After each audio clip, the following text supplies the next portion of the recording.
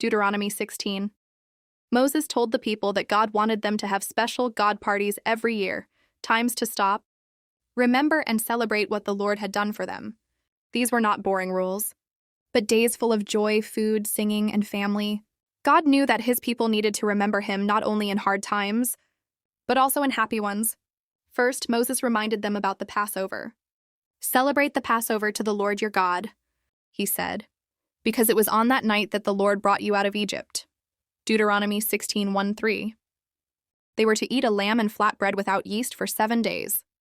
The flatbread reminded them they had to leave Egypt quickly, without waiting for the dough to rise. Every bite was like saying, "We remember, God rescued us and made us free." Next came the Feast of Weeks, also called Pentecost. This happened when the first harvest was gathered. The people brought some of their grain and other crops to the special place God chose. They were to rejoice before the Lord with their sons and daughters, servants, the Levites, strangers, orphans, and widows. Deuteronomy 16:10-11. It was like a big family picnic where no one was left out. God wanted them to share what they had, because everything they owned came from him. Then Moses talked about the Feast of Booths or Tabernacles.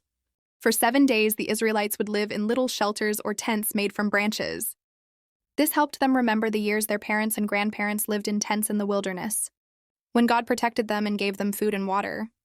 "Be joyful at your festival," Moses said, "for the Lord your God will bless you in all your harvest and in all the work of your hands."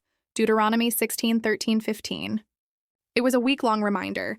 Even when we had no houses, God took care of us. Moses also said that no one should come to these feasts empty-handed. Each of you must bring a gift in proportion to the way the Lord your God has blessed you.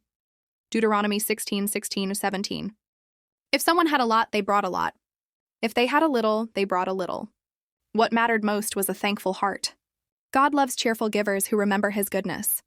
Finally, Moses reminded them that God cares about justice, too. He told them to appoint honest judges in all their towns and warned them not to accept bribes or treat rich and poor differently.